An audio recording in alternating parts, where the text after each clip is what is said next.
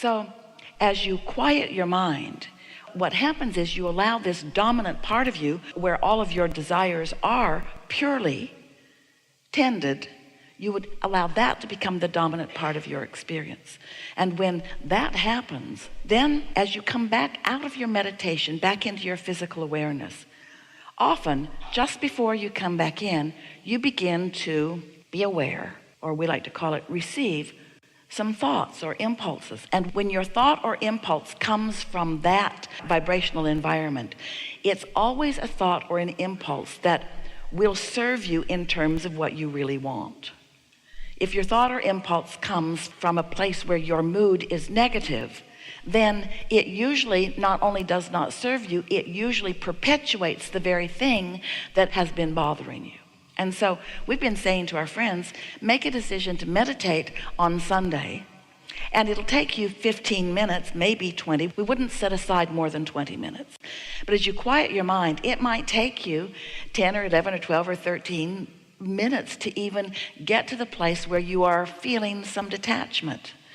But that's enough. Once you feel that detachment, then your work in your meditation, which is progressive, by the way, has been done. So then get out into your world and take life as it comes to you, because you have no choice. Life is going to come at you as your point of attraction dictates. Don't squirm around in it. Don't try to think your way out of it. Don't try to convince anybody of anything, because you're not going to be able to. Just let life come at you, and it will come, and it will demonstrate what your current point of attraction is. So let it happen, because why? You haven't got any other choice.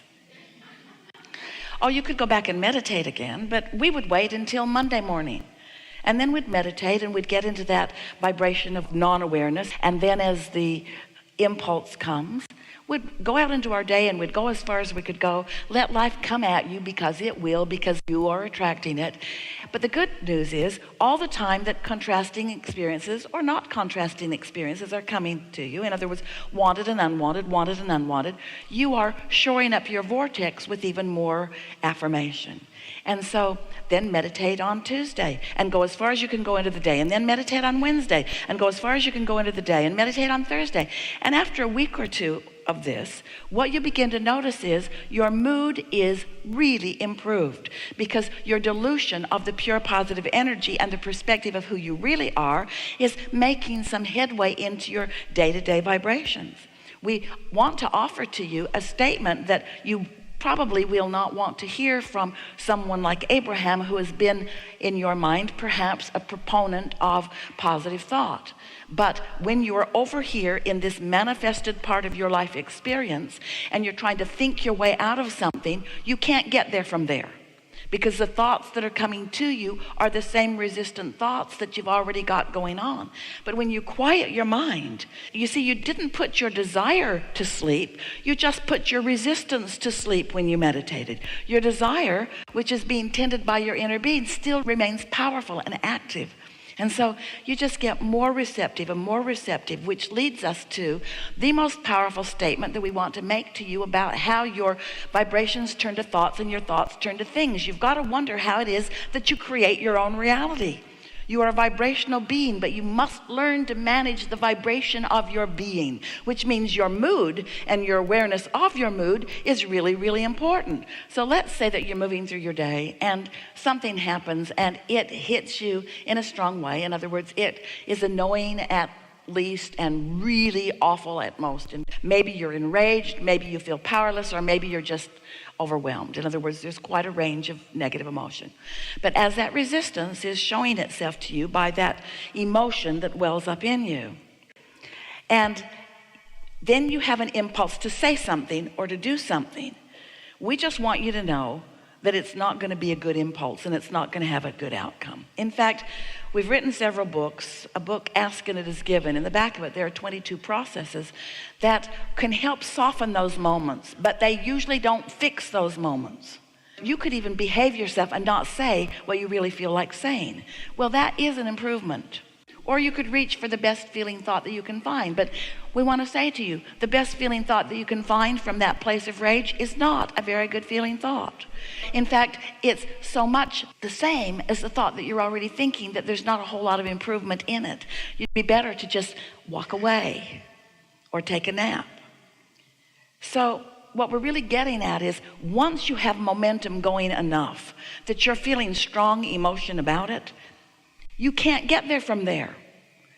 But you could take a vibrational approach to it, and first chance you get, you could quiet your mind. You could sit in a comfortable room and wear comfortable clothing. It's better if there's not anything going on in the room. It's better if it's quiet, so that you can focus upon the ticking of a clock or the dripping of a faucet, or even watch the flicker of a flame in a candle, or count your own breaths going in or out. Or Esther sometimes will listen to a sound in the air conditioner in the room, something that she can focus upon. And once you focus upon it, after a little while, you will feel that those thoughts that are attractive in nature are becoming less and less momentous as the momentum of them is subsiding, as the activity of your mind is ceasing. And then, now, you are in the better position to receive an impulse that will really serve you. That really is the entire process of meditation. Quiet your mind by focusing upon something not very important. So take away from this part of our conversation, you can't get there from there. So stop trying to talk other people into things that you want them to know, because they're not listening. They're not going to get it. Haven't you noticed? Haven't you been in a conversation where you feel one way and they feel another? And so you talk and they talk, and the more they talk, the more you talk. And the more you talk, the more they talk. And do you ever change each other's minds, or do you just sort of dig in? Well, you know what we're talking about, don't you? And we didn't mean to bring that up, because now you've got it going. Yes, we did. So you know what we're talking about. Well, you've got that going on within you all the time. A desire and a belief is like two parts of yourself having a conversation. But the thing is, your inner being is not ever going to join you in your negative thought. And once you understand that, so that you are willing to do whatever it takes to go in the direction of who you really are, to go with the flow, to follow those impulses, then you get to experience the deliciousness of consciously witnessing the universe and law of attraction, bringing the cooperative components together, and you actually being one of those impulsive cooperative components, where you get an impulse, which means you are a cooperative component to what's going on. And as you're a cooperative component, then you get to watch the unfolding of it. And in the beginning, we acknowledge, in the beginning, those impulses don't feel that important. I think I'll go sit over there. Now I think I'll go sit over there. I think I'll go sit over there. Now I think I'll go sit over there. And then something begins to happen that makes you realize why you're sitting over there. And so for a while, you really are just following impulses because they feel like impulses. But when you get really good at this, then the impulse payoff is faster and bigger and more obvious. You find yourself even sometimes knowing the thoughts turn to things so much that you even know why you're going. You even feel a passion to go somewhere. And your friends will say, where are you going? And you say, over there. And they'll say, why? And you say, because I feel like I want to. And they'll say, but give me a reason. I don't have another reason. It just feels like where I want to be. But I need you to explain to me exactly why you're going over there and exactly what you expect to get out of it. I need your life plan about this movement from there to there. And if you're not willing to give me your life plan about your reason from there to there, then I pronounce this not a good plan. And you say, okay. Because you're not going to get into an argument with somebody who feels that strongly about anything, because you're not going to win with the verbal argument. But if you get in the habit of going back to your source and replenishing yourself and allowing your vibration to raise like a cork that floats to the surface, and then you feel an impulse and you follow through and you begin to notice this impulse and what happened next, and this impulse, just one impulse after another leading to one good thing after another, then then you get to be one who lives happily ever after. Happily ever after, meaning not it's missing, it's missing, it's missing, it's missing, it's missing, it's missing, it's missing, it's missing. There it is, happy.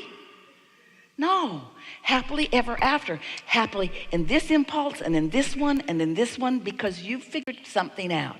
You have come to be one of the not very many so far who know, or you knew it when you were little, but they trained it out of you, of what true satisfaction is. True satisfaction is not being out of alignment with the impulse and the flow of that broader perspective.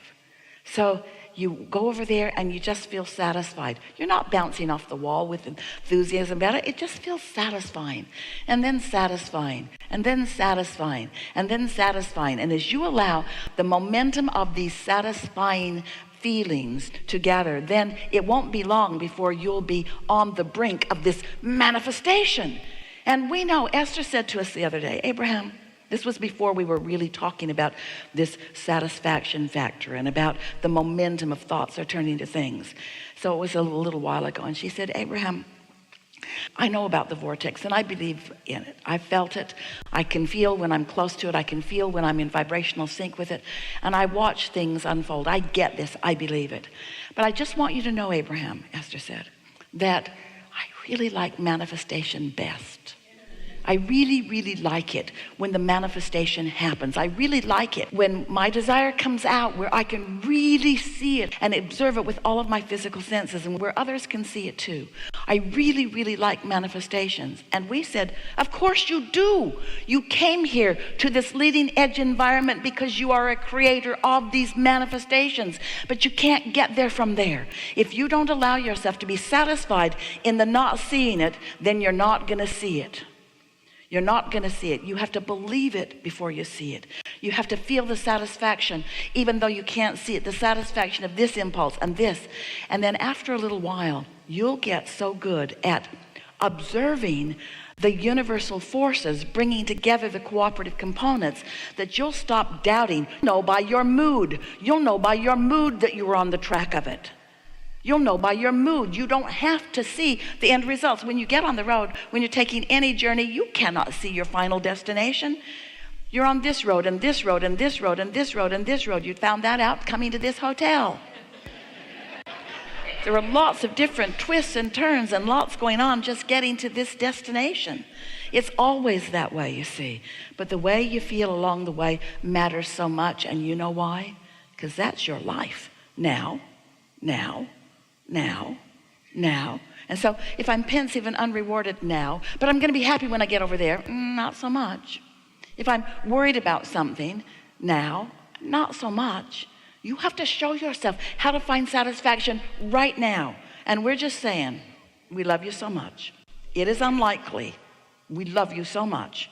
We want to tell it to you straight. We love you so much. It is not likely that without meditation, you will be one who has the impulse of that pure thought of what your source energy knows. It's not likely that you'll be in that receiving mode. You'll just be over here banging it out with the rest of them, doing it the hard way.